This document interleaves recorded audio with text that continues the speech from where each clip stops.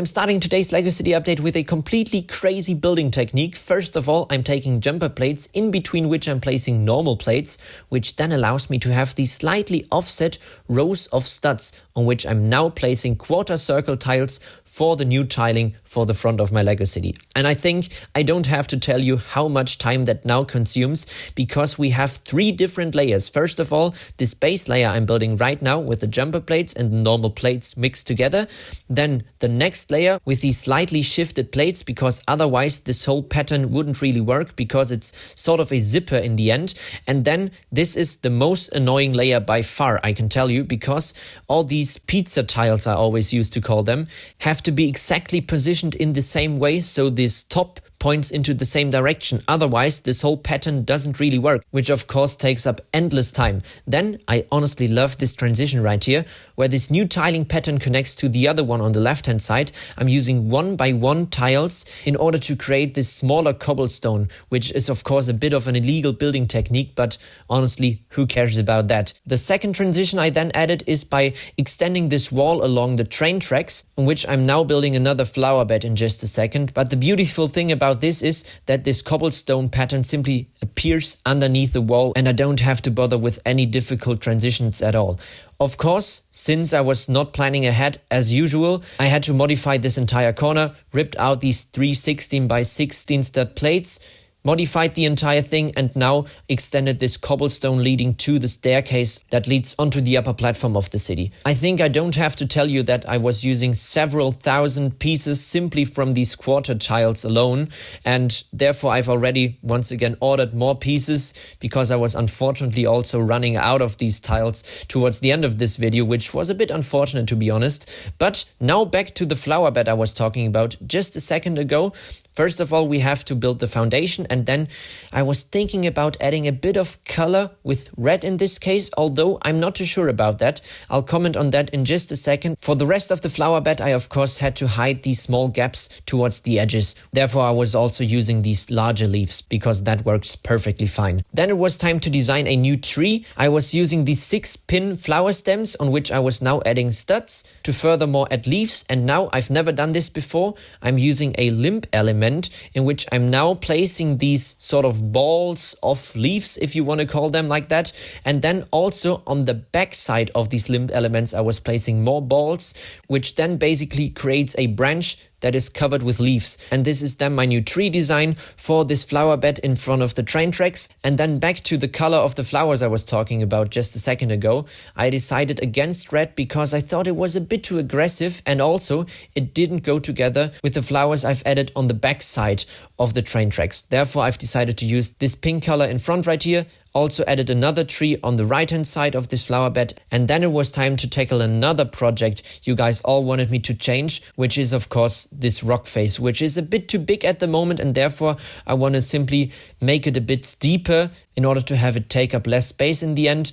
I eventually decided to simply rip everything out, which of course is a bit annoying when I have to sort everything, but that's another topic. I've also remodeled the wall because I wanted to add a bit more structure and detail to that. And then when it comes to the new rock face, I haven't finished that yet. I'll tell you why at the end of the video. But another thing that was important in this corner was of course the handrail. You guys always commented that it was a bit dangerous at the moment not having a handrail, and therefore it doesn't only serve the purpose of making the city safer, but also having this contrast with black railing inside the light bluish gray wall and the staircase and so on was such an upgrade if you ask me. I of course did the exact same thing in the back as well, which was much more annoying because unfortunately one of the stairs broke off, which meant I had to remodel the entire thing. Sometimes you have these moments when building Lego where you honestly want to quit, and this was one of those moments where I honestly needed a break after 3 days of constant building. But finishing up this handrail right there, it looks so much better with the contrast, I can't even tell you, especially also with this curved staircase in the back.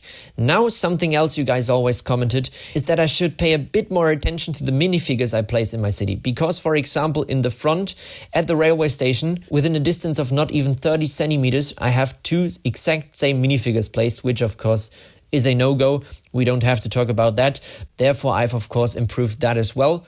And then another thing you guys commented is when it comes to the elevator shaft I was showing you last video, that I don't have to extend the entire thing in order to add the mechanism. But as you can see right here, there are certain elevators that sort of simply push up and aren't pulled via strings on top, but they are pushed upwards from underneath, especially at railway stations. And therefore, this is probably then also the mechanism I'll add to the elevator right there. And with that being said, I think it's time to take a look at the next building I'm adding in front of the city where we've built today. I've already started designing this house in front right here, which I'll then probably add at an angle. Then for the rest of these plates right here, just take a look at how much better everything looks if we add a bit of green color right here.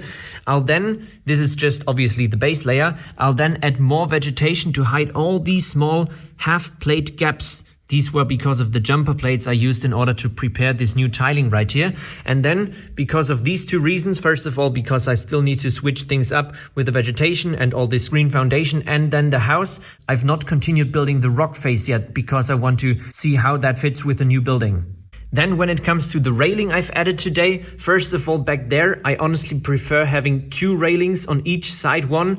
And although this wouldn't really be necessary because of the wall at the back side of this staircase, I'll now add 1 more railing just back here in order to add more contrast, because that's probably the reason, I'm at least guessing that at this point, why this staircase back there looks a bit better. When it comes to the tiling, I'll now try to bring that further in front, probably also at an angle right here towards the harbor, and then have it go around, also integrated with the tram. And this will be the most difficult part then, because right here I'll start adding this tiling into the tram line, and then at some point we have this transition, which will be the most difficult part in this area right here. But why I haven't started integrating the tram line yet is because I still needed to order these 1x2 tiles in dark bluish gray, which I've finally done today. I, by the way, also need them on the other side of the Lego City back there, where we still have this gap remaining, which at this point really annoys me because I honestly want to start building in this area as well, especially with this tunnel back there. I've talked about this actually quite a few updates ago, but for now at least I still probably have to do 2 or 3 more updates in this region right there. One other thing I still haven't shown you for today's video is of course the before and after picture. First of all, this is what it roughly looked like before, and now afterwards, of course, with all the new tiling, there's quite a big difference. Although of course I couldn't show you everything in today's before and after picture because I've also added the railing back there, as well as exchanged this wall right there, and of course all the structural things I had to do underneath the tiling was quite annoying work you didn't see, but at least the tiling looks good. So I guess after filming today's update, I'll immediately start with the next one, probably also focusing on the upper area as well. That's where I'm planning how exactly I want to continue with these next rows of houses. But for this video at least, that's it for today's update. I really hope you enjoyed, and I'll see you again in the next one.